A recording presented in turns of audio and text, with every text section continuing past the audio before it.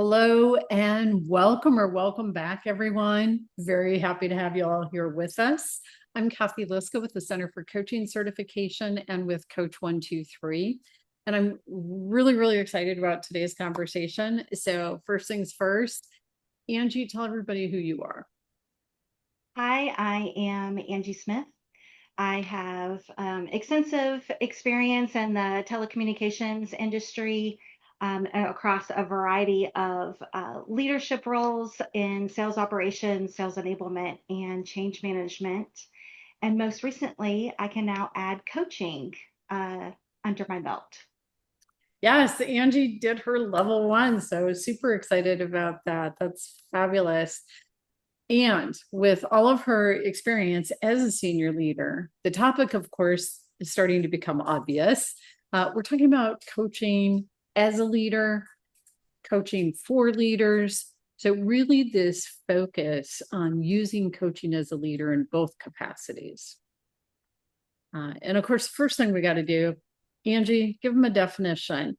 How does coaching differ from mentoring, managing, or advising? Yeah. And those are all four distinct activities to empower yourself and your employees.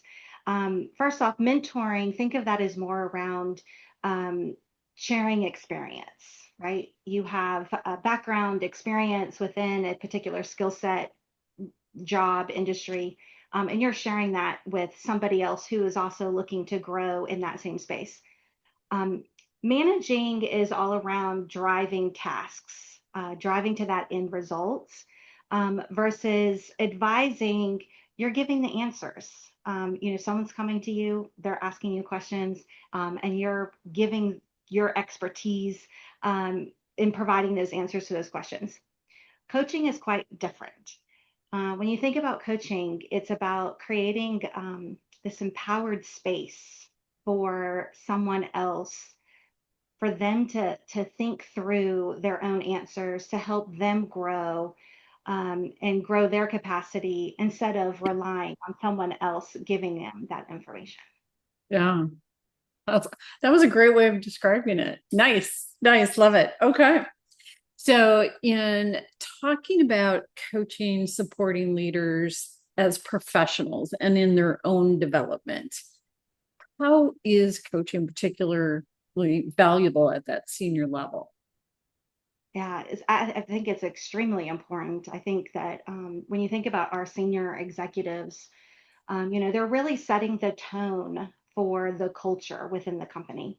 And so when they coach, they're just not, there to get better answers. They're building better leaders as part of their organization. And that multiplies the impact across the entire organization. Think of it as like a trickle down effect, right? You've got your executive leaders empowering the leaders that report to them, and it just becomes this domino effect across that organization. Yeah.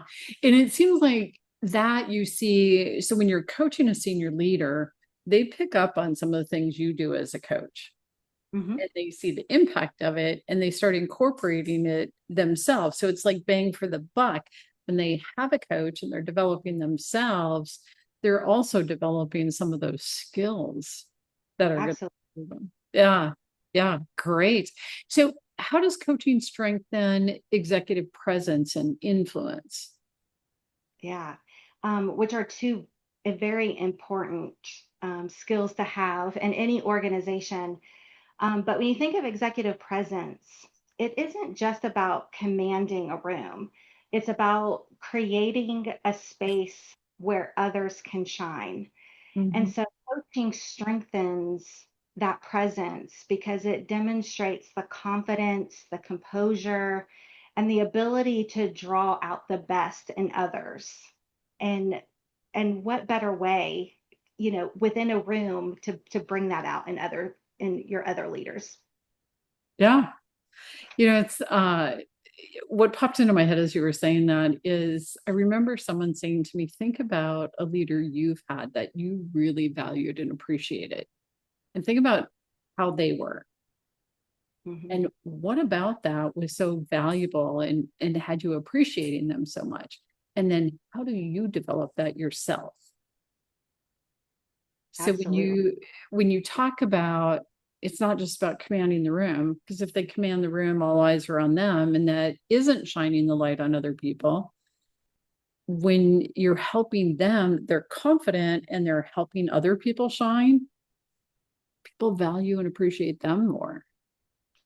Absolutely. You're sharing that spotlight, right? You're empowering the others. I mean, that's why you hire the people that are in the room with you.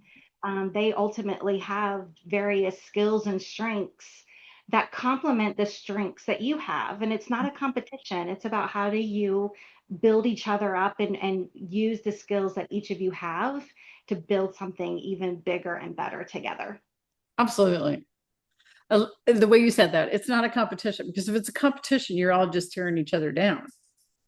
When Yep. you're building each other up, all boats, what is it? The rising tide lifts all boats. Hmm. Yeah. Yeah. Good. So, as a leader, developing those coaching skills. Okay. What does it mean when people say, so coaching is a skill set for leaders? Um, so it's about coaching as a leader, it's about unlocking the potential in others. It's not telling them what to do and not always telling them how to do it, but it's asking the right questions so that those team members can discover their own answers, navigate their own path and journey. It's unlocking again those strengths and skills that that person embodies already. So for leaders, that means shifting from more of a directive problem solver, which if you're like me, you love to solve people's problems, but sometimes as a leader, you have to pause and empower your own team members or your peers, your stakeholders, right? You're shifting that from a directive problem solver to more of a curious catalyst, um, which ultimately builds that ownership and stronger results. Because I can give the answers all day long, but you want your team members and those around you to be able to come up with those answers themselves. So, what better way is to use coaching in order for them to take that ownership? And then you find that it also builds that accountability piece into it as well, because they buy into the solution. Yeah. Yeah.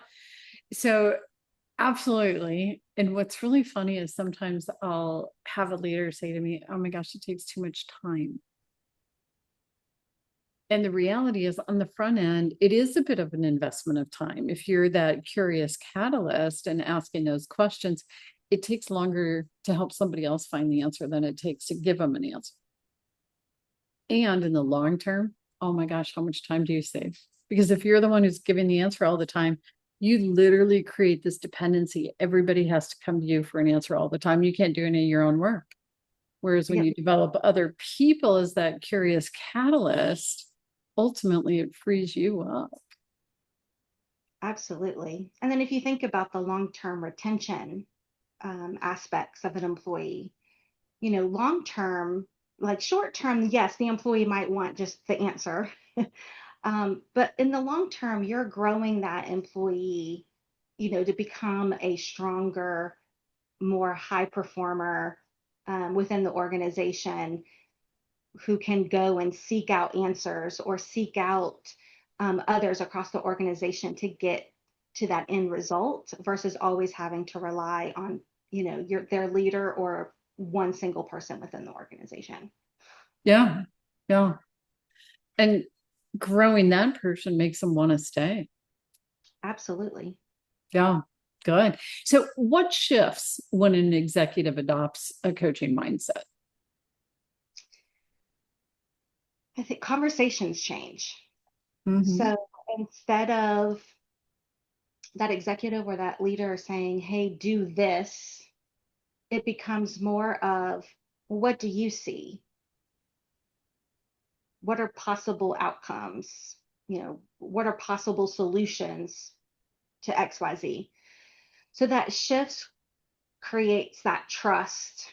And again, that accountability across the organization, but it also fosters innovation. And that's ultimately where your organization is going to grow and thrive when you've got these executives within your organization that are fostering that trust across their employees. And then that's where the most creative ideas usually come from. Yeah, yeah, absolutely. So, how does coaching help leaders build stronger teams, um, the increase that trust, and then drive their performance? So, as an employee, when you've got a leader who is using that coaching to build trust across their teams, you know, we all thrive on being heard Mhm. and being empowered. And that's what exactly coaching for a leader will do is to build that empowerment across the individuals, but then it also fosters that team mentality as well, makes that team stronger. Coaching will also show people that their voice matters. Again, it goes back to everybody wants to be heard, and they want their opinion or their feedback to be valued and to again be acted upon by those leaders. So that trust unlocks that engagement, and then ultimately those engaged employees will drive higher performance. When you've got that higher engagement, that higher trust level, it just really becomes again that domino of a cycle, Mhm. um, coaching, building trust, and then ultimately driving to those end results. Yeah. It's so fascinating. I mean, you can literally shift from a toxic environment to one that's really positive and people are engaged and productive and getting results. Yeah. So awesome. So share examples of where coaching behaviors literally transformed outcomes. Yeah. So I have seen leaders stop giving all the answers, right? So again, it's going back from shifting from being directive to being more curious. And they just start asking better questions of their team members. There was one executive that I had the opportunity to coach, and I worked with moving them along instead of them fixing every issue, instead of them feeling like they had to take ownership of everything that popped up. Um, it was really about how can he leverage coaching with their leadership team. And within the 6 months of that coaching relationship, saw a shift within his leadership team, where they started making decisions faster. There was a higher level of confidence across the team. And Mhm. ultimately, that executive leader freed up more time, right? And so that's again goes back to if you're doing it all yourself as a leader and not empowering your team members, you don't have that time. Mm. As this through that coaching relationship, that executive leader was able to then shift their focus more on strategy and strategic planning, and that they didn't have before. Yeah. It's such a game changer. It has them focusing on what they really ought to be focusing on at that level instead of the day-to-day tasks that can be handled by others. Yeah, absolutely. Excellent. Excellent. Excellent. So share another success story, Angie. Yeah, I had a client who was torn between their next career opportunity. They were very fortunate that they had two great opportunities in front of them, and they were torn about which one to take. And we explored this through coaching. And it was asking those powerful questions of the client for them to find their own answer. I certainly wasn't going to pick it for them, right? Like it's coaching your client in order for them to get to their own answer. And it was just a game changer in the aspect of they started looking at the opportunities and considering them through the lens of their core values and aligning it to their long-term, their long-term goal, their personal and professional long-term goals. And it really, again, it was those questions around aligning it around their values that really led them to make the decision on the opportunity they were going to go with, knowing that it was going to fulfill that long-term dream of theirs. Nice work. Nice work. It's almost ironic, if you will, how sometimes people they're looking for a job, they start getting those opportunities. And of course, sometimes there's this mindset, oh, I gotta have something, and grab the first thing that comes. And when they can really take the time to consider, the long term of it, yeah, they're better off. Yeah, absolutely. And instead of just looking at the face value of what the role paid, right? Like Mhm. that salary is a factor and it might be someone's most important factor, but in this case, exploring the other factors and the other values that client held as top priority, it really starts shifting the way that you make decisions, regardless if it's in your personal life or professional life. And it's aligning to the whole person, right? You're starting to Mhm. look through the lens of, well, what does make up myself and what is most important? And as I make these navigate life decisions, how can I make sure that I'm staying true to who I am and where I want to go? Yeah, yeah, that's interesting. So sometimes the challenge in terms of coaching uh, for people who are in the leadership roles, they say, I don't have time for a coach or I don't have time to learn coaching. What's your response to that? My response is we always have time to invest in our development. I think it's ultimately again about prioritizing and time management, and then looking at we'll call it cost benefits, right? The cost benefits of, well, if you invest the time now, carve out, it could be an hour a week that you're meeting with a coach. I mean, that's 1 hour. For that 1 hour to meet with that coach, and you'll see the benefits outweigh the time commitment that you're making.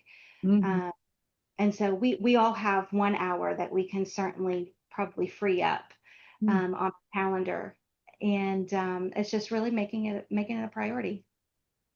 Yeah, which totally makes sense. So if you think about people that are listening, what's an important takeaway for them? I would say that uh, when you think about coaching, it's not necessarily about slowing down. It's really about how do you make a bigger impact. Mhm. And so if you are a leader and you are being coached, um, you don't have to solve today's problems, right? You're building tomorrow's leaders, and coaching is a tool that will help you do that. It is an investment, but at the same time, the benefits will outweigh that Mhm. for sure. Also, looking at coaching as a core leadership expectation, Mhm. and I mean true coaching. And we're going to find coaches moving from a nice to have to a must have. When you think about the transformation, the changes that are happening in a lot of the industries, especially in considering with AI and a lot of automation, that's changing how tasks are being done. And so when you think about the human skills of coaching, that's really where you're going to find the importance of showing up as a leader through empathy, through inquiry, and that trust building. Hmm. Um, and that will also define a good leader versus a great leader in the organization going forward. Yeah.